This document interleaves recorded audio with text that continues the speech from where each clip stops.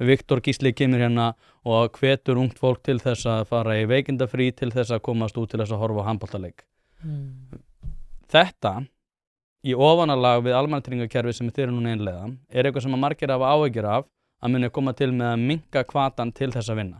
Bæði fólki sem eru á raunverulegri örorku sem hefur minni hvata til þess að fara að vinna, en svo líka sem eru áhyggjur sem ég veit að starfsmenn til dæmis sem að vinna á Tryggingastofnun ríkisins hafa, að ef að aukin viðbótar hvati inn í þetta kerfi til þess að fara inn á örorku, að þá hækkar örorka.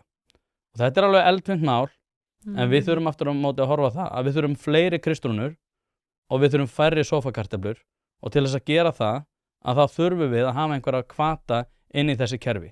Þegar að einhver svona bótakerfi eru orðin þannig að það er skynsamlegra að vera á bótum frekar heldur en að vera að vinna, að þá fara fleiri á bætur heldur en eru tilbúin til þess að vinna á lægstu laununum.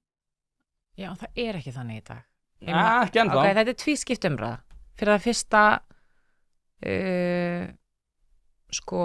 er svona staðrendir hvort að borgi sig að vinna ekki, og hins vegar hvers konar fólk það er sem er self-made og hver eru öryrkjar. Þú ert self-made? Já, ég meina, ég er ekkert self-made, Tóti.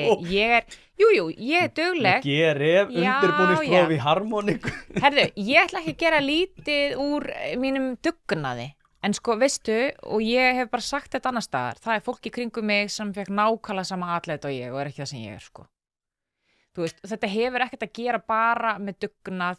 Þú veist, fólk fæðist með mismunandi uppleggi í lífinu, fólk lendir í áföllum, og ég geti ennþá lent í áfalli í dag og ég veit allt það, sko.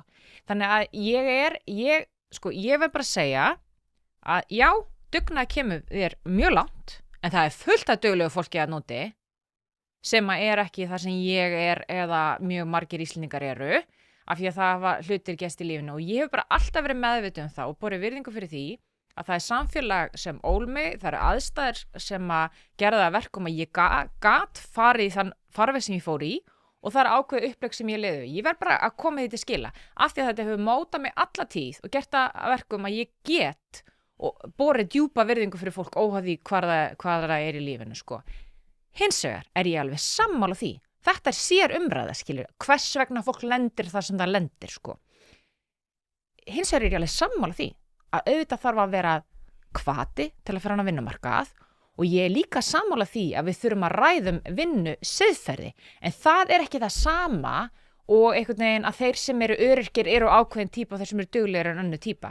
Ég held að sko, annars vegar þarftu að vera með þá stöðu að þeir sem að hafa ekki kostað að sækja vinnu út af alls konar ástæðum, að þeir þurfa ekki að lifa í djúpri fátækt. Ég bara hef þá samfæringu, og mér finnst ríkt samfélag eins og Ísland á ekki að láta öryrkja eða eldra fólk, sérstaklega eldri konur sem er lítið í lífeyrissjóð, skrimta. Það er bara þannig. Ég held eins og að það séu afskaplega fáir sem velja sér að vera á örorku, vegna þess að það, í fyrsta lagi eru miklu fordómar gagnvart fólki sem eru á örorku. Það eru miklu fordómar, samfélagslegir fordómar, og öðru lagi er það ekki þannig að það sé ykkur brjálar fjárhagsleg hvati til þess að vera þar. Og ég held að vinnu siðferðis umræðan hafi miklu meira að gera bara almennt hvað það er sem drífur fólk í lífinu en peninga, skilji. Og ég held að það þurfi bara aðeins að rækta það með öðrum hætti en bara annaðhvort ertu duglegur og þú ert öryrki. Þannig ég get alveg tekið undir anga því sem þú segir. Ég bara tek ekki undir skilgreining á því hverjir enda á hvaða stað í lífinu. Þannig að ég vil klárlega það þarf að passa hvata í kerfinu, það þarf að passa, með það er ástæðan fyrir því, Tóti, að við erum að taka óvinsalar og erfiðar ákvarðanir sem að ekkert allir eru sátt við okkur í dag með út af til dæmis atvinnuleysisbótakerfinu. Við erum að breyta ávinnslutímabilinu þar, við erum að breyta lengdinni sem þú getur verið á langtíma atvinnuleysisbótum. Allt er þetta gert vegna þess að við viljum að fólk sé frekar virt en óvirt. En við erum ekkert á þeim stað í örorkukerfinu að það sé bara einhver veisla að velja sinni í örorku. Það er langt í frá þannig, og